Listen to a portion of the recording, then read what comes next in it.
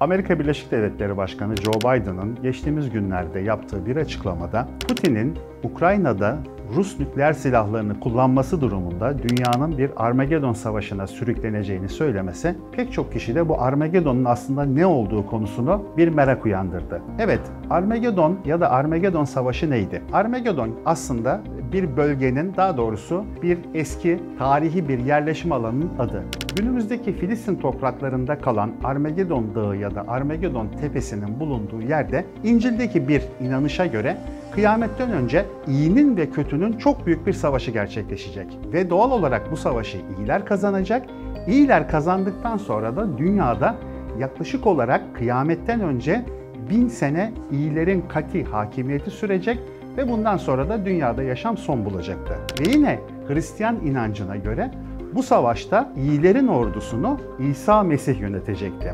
Musevilerde buna benzer bir anlayış var. Ama Müslümanlardaki kıyamet günü öncesi gerçekleşecek olan savaşın teması biraz daha farklı. Orada bu savaşın başındaki kişinin Mesih değil Mehdi Aleyhisselam olduğuna inanılıyor. Ama bugünkü konumuz farklı. Bugünkü konumuz Hristiyanlık. Şimdi neden Joe Biden Armagedon Savaşı'nı gündeme getirdi? Bu konunun özelinde biraz daha derin bakmak için evangelistler konusunu gündeme taşımamız gerekiyor. Nedir evangelistler? Evangelistler Amerika'da oldukça yaygın olan bir çeşit protestan tarikat ya da mezhep. Evangelistlerin şöyle bir fikri var. Doğal olarak kendilerini sadece en iyi gördükleri için dünyada iyilerin hakim olması gerektiğinden dünyada iyilerin ve kötülerin mutlaka bir savaş yapması gerekiyor. Ve evangelist anlayışa göre, tırnak içinde burası çok önemli, Tanrı'nın sonsuz merhametine müdahale edip Tanrı'yı böyle bir savaş ortamına zorlamak gerekiyor. Tekrar söylüyorum, bu evangelistlerin anlayışı.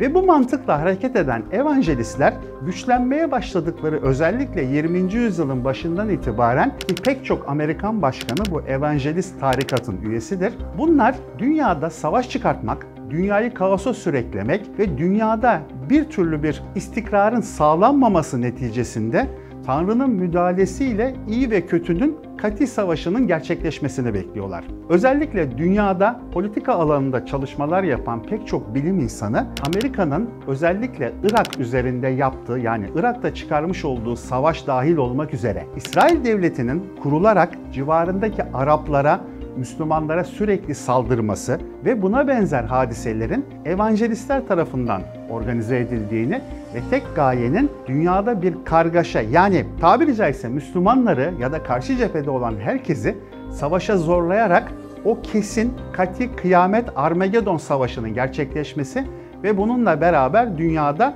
onların cephesinin hakim olmasını arzu ediyorlar. Peki Joe Biden neden konuyu Rusya'ya bağladı? Baştan beri size şunu söyledim.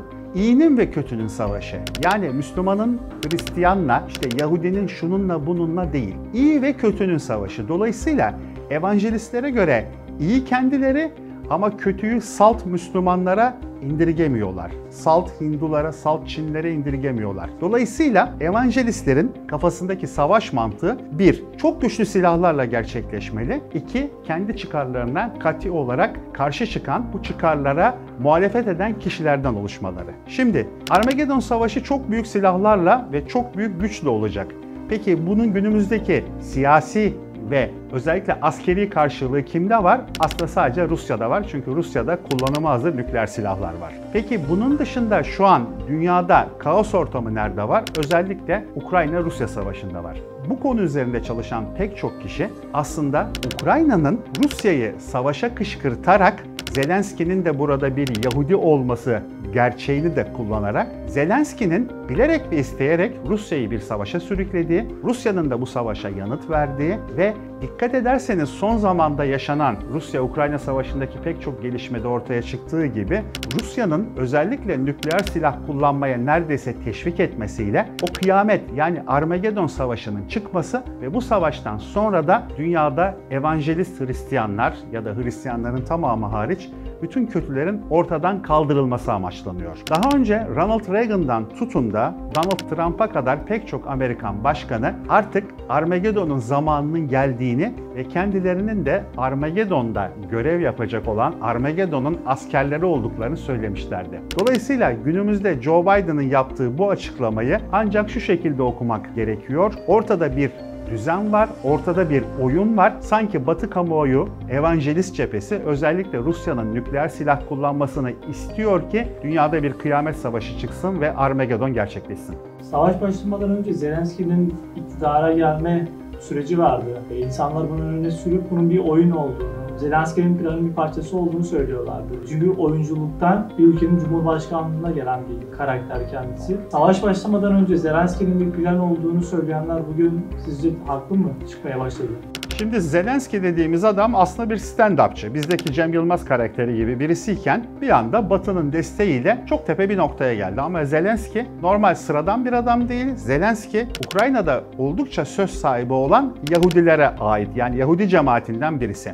Niye bunu vurguluyorum? Şundan dolayı vurguluyorum. Evangelistlerin temel siyaseti şu: Armageddon Savaşı gerçekleşeceği zaman savaşın tarafı evangelistlerin kendisi olmayacak. Kötülerle Yahudiler çarpışacak ve onlar Yahudileri destekleyecek. Dikkat edin, bu evangelist felsefesi şu an Rusya'da bir komplo teorisi olarak konuyu eğer ele alacak olursak, Yahudilerin yönetimindeki bir Ukrayna devleti ile kötü figür anlamında kullanılan Ruslar şu an çarpışıyor. Ve Ruslar, kötüler Yahudilere nükleer silah kullanmakla tehdit ediyorlar. Ve burada evangelistlerin aslında gayesi savaşı Ukrayna'dan Orta Doğu'ya taşımak. Aslında bu savaş genel bir savaş, fakat bir de fiziksel olarak bazı ritüelleri var bunun. Filistin'de, yani Armageddon bölgesinde gerçekleşmesi gerekiyor. Peki şu an orada hangi devlet var? İsrail. İsrail'e kim saldırabilir? Müslüman Araplar. Dolayısıyla burada evangelistlerin temel mantığı bir Yahudi figür üzerinden, yani Ukrayna Devlet Başkanı